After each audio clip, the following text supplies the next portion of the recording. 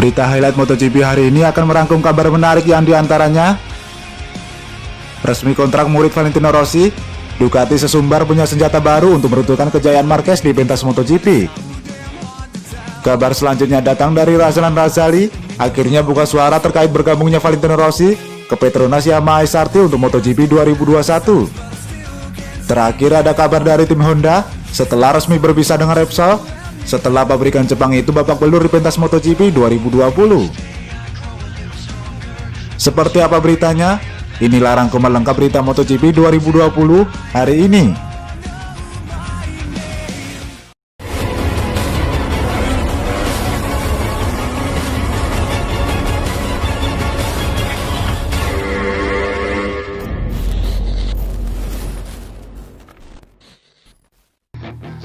Pembalap Pramac Racing Ducati, Pecco Bagnaia akhirnya resmi menggantikan Andrea Dovizioso di MotoGP 2021.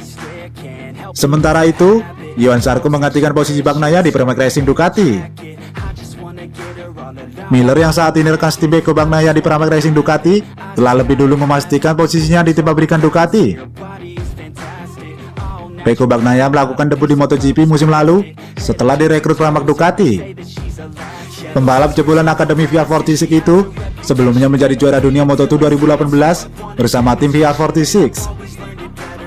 Sejak bergabung dengan Pramac Racing Ducati, penampilan Bagnaia terus meningkat.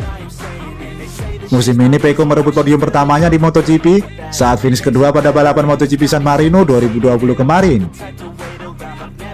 Sebagai pengganti Bagnaia di Pramac Racing Ducati pada MotoGP 2021, Ducati memilih Johan Zarco. Pembalap asal Prancis itu akan berduet dengan Jorge Martin yang sudah lebih dulu dipilih menggantikan Miller. Andrea Dovizioso sendiri hingga kini belum mendapatkan tempat di MotoGP 2021. Sporting Director Ducati Corps, Paolo Chiabatti, mengaku sangat senang pihaknya akhirnya bisa mengumumkan bahwa Francesco Bagnaia akan menjadi pembalap Ducati untuk MotoGP 2021, kembali bertandem dengan Jack Miller yang juga setim dengannya di Pramac Racing Ducati tahun ini. Kami memilih Pecco usai melihat performanya di beberapa balapan terakhir. Kami juga merasa ia layak mendapatkan kontrak ini, karena usai menjalani musim lalu yang berat, ia bisa membuktikan diri tampil kompetitif di musim ini, ungkap Chiabatti kepada Sky Sport. Terlebih, Bagnaia sangat cocok dengan Desmosed di GP20 ketika pembalap Ducati lain kesulitan. Pecco kembali balapan dengan cara yang tepat setelah kecelakaan di Brno dan kendala pada kaki kanannya. Berkat gaya balapnya, ia mampu mengeluarkan seluruh potensi motor kami dengan ban baru Michelin, imbuk Chiabatti. Di lain sisi, Chiabatti yakin menggantikan peran Andrea Dovizioso tak akan jadi tugas mudah bagi Bagnaia.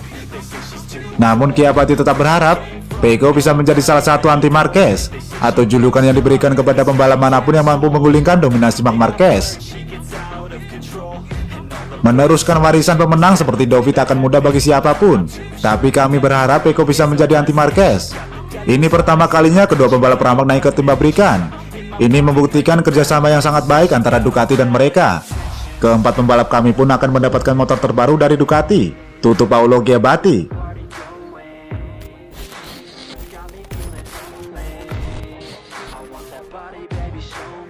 Tim prinsipal Petronas Yamaha SRT, Razlan Razali, menyatakan ada banyak detail kecil dan besar dalam negosiasinya dengan Valentino Rossi untuk MotoGP 2021. Hal inilah yang membuat negosiasi membutuhkan waktu yang lama, meskipun akhirnya sudah diumumkan secara resmi di Catalunya pada hari Sabtu kemarin. Managing Director Yamaha Motor Racing Lin Jarvis sudah menyatakan bahwa negosiasi itu tak mudah dijalankan karena ada 3 pihak terlibat, yaitu Valentino Rossi, Yamaha, dan juga SRT. Ada banyak syarat yang harus disepakati, hingga proses ini butuh 8 bulan lamanya untuk difinalisasi. Razali pun sepakat dengan pernyataan Jarvis. Ia menyebut Rossi sebagai pembalap yang tidak normal. Statusnya sebagai agen MotoGP dan merupakan 9 kali juara dunia, membuatnya terikat dengan banyak hal komersial. Dan inilah yang membuat negosiasinya menjadi sangat panjang. Kepada The Race, Razali menyatakan bahwa SRT harus terus cek ulang dan memastikan semuanya berada di bawah ranah hukum yang jelas. Vale bukan pembalap normal, banyak hal terlibat dengannya dan ada 3 pihak yang terlibat dalam proses ini. Jadi ini bukan kesepakatan yang mudah. Ia punya banyak hak merek dagang. Jadi kami harus cek dengan sponsor utama kami bahwa mereka juga terlindungi, ungkap Razali. Sejak awal Razali juga menegaskan bahwa Rossi hanya boleh membawa kru intinya ke SRT karena tim asal Malaysia ini tak mau melakukan perombakan besar-besaran pada krunya.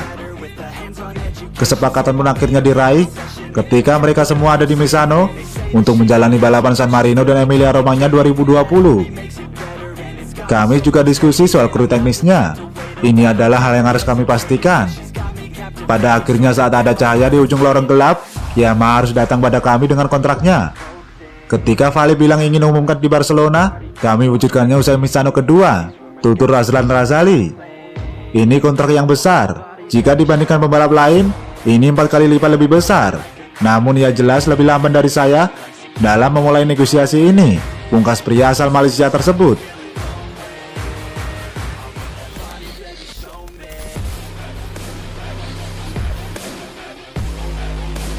Repsol dan Honda bagaikan dua sisi mata uang tak terpisahkan, terutama dalam gelaran MotoGP.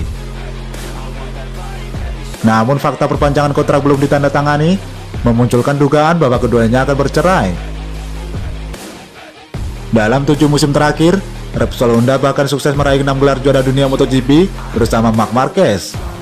Namun tampaknya ini semua bakal menjadi kenangan belaka.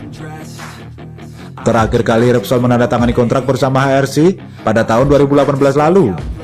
Kontrak ini akan habis pada 31 Desember 2020.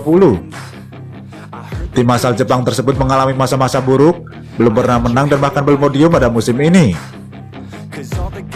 Keterpurukan ini memaksa kedua pihak merenungkan untung rugi kerjasama ini. Orang-orang Jepang dalam organisasi HRC juga mulai merasa risih karena terlalu dikendalikan oleh orang-orang Spanyol yang ada di dalam organisasi Repsol.